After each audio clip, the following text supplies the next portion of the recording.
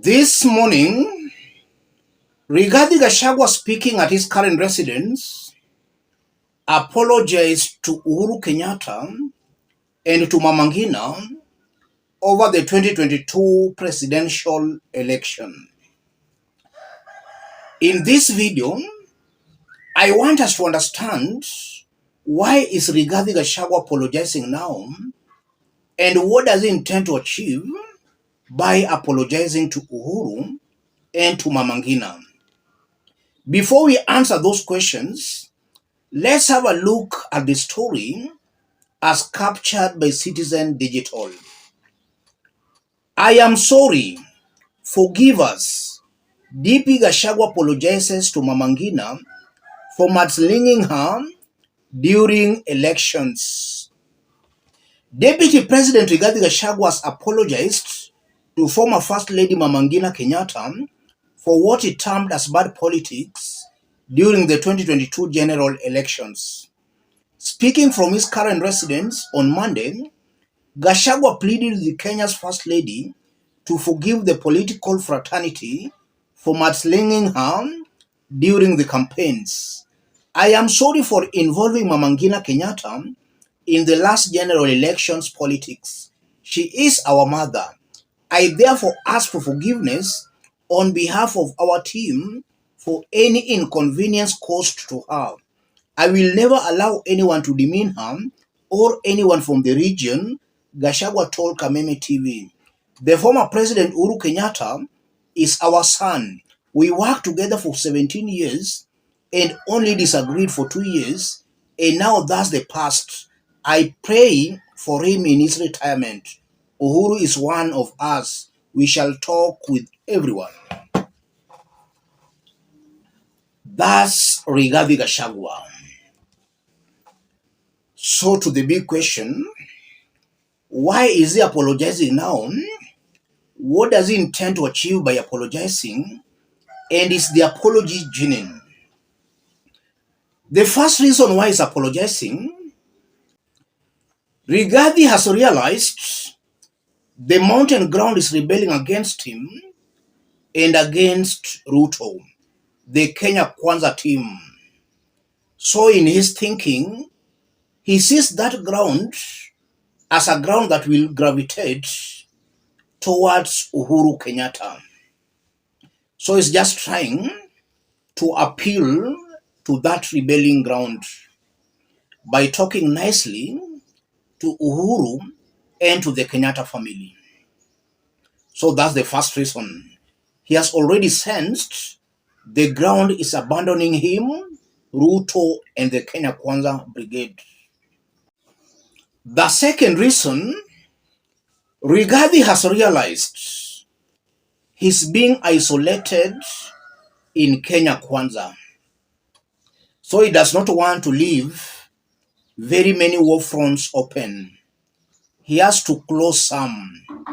He cannot manage a war front with Uhuru Kenyatta, a war front with Ndindi Nyoro, a war front with William Ruto. That's just too much for him. So he must close some war fronts. And in this case, he intends on closing Uhuru Kenyatta's war front. And that goes on to confirm that Rigathi might be coming to his senses that he was used to fight Uhuru Kenyatta and is now being dumped. That seems to be the reality Rigathi is waking up to. The third reason for the apology, Rigathi knows for a fact that all what he was saying at the Kenya Kwanza Brigade against Uhuru Kenyatta were all lies.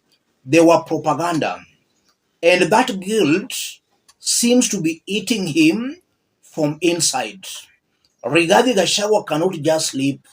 He has to come out to apologize so that his conscience can at least be at peace. So he's apologizing because he's coming to terms with the reality that he cannot continue living that lie. He lied to the mountain residents against Uhuru Kenyatta. That seems to be eating him from inside. That's why he's apologizing.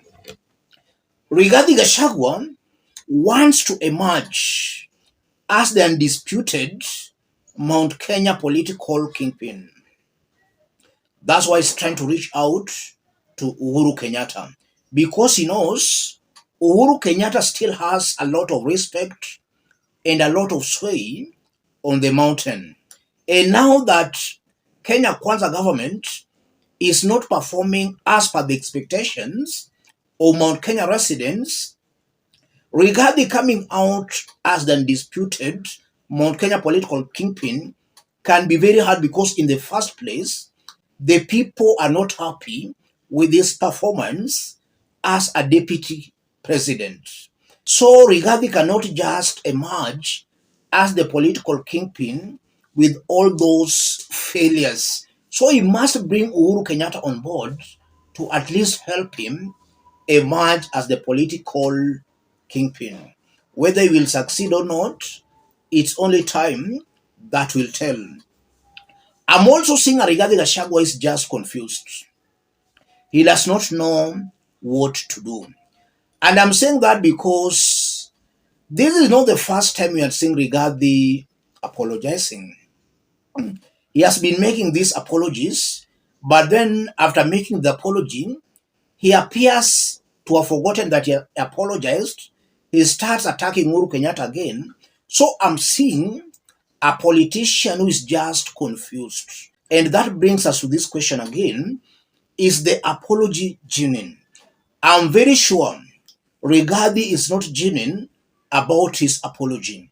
If at all he was genuine about that apology, he ought to have first explained to Kenyans what happened at Uhuru Kenyatta's Northlands farm.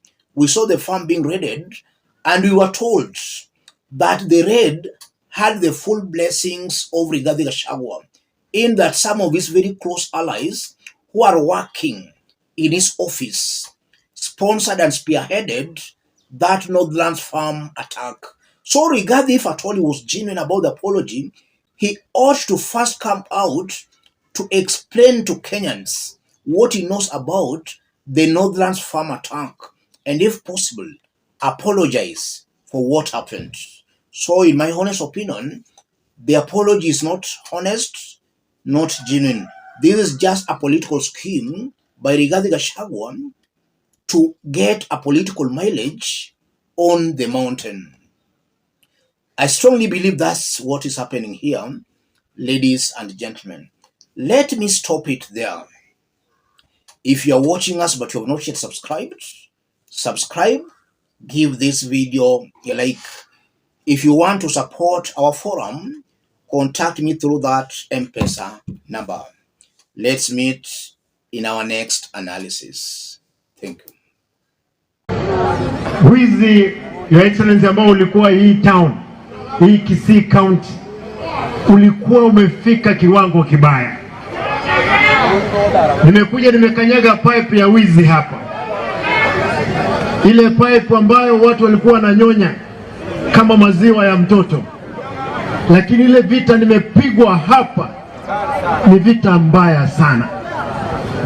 Hata vita ambavyo maaskari wangwana fulani, tuko na rekodi nyingi ambapo wako tayari hata katika mauaji. Mimi nataka niwaulize, siwezi kuwa mwoga. Inasemekana afadhali nife nikiwa nimesimama kuliko niishi nikiwa nimepiga magoti.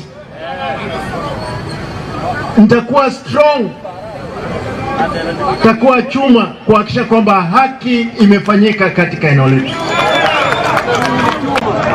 Mimi kama gavana wenu nataka niwahakikishie, I cannot let you down at any given time. Kila mtu, akwe mwanamke, mwanaume, amezaliwa na mama na siku zake zimehesabiwa na Mwenyezi Mungu. Lakini kama umeletwa hapa, kama wewe ni kiongozi wa polisi ama wewe ni kiongozi wa ujasusi, tenda haki. Wacha mtu kupewa pesa hapa alafu unatisha vijana. Vijana wengine wameuawa hapa. Wameuawa mpaka wiki iliyopita. watu ambao ni wahusika karibu ya watu ambao wako serikalini waliua mtu hapo kwa baa Paloma ambaye ni contractor.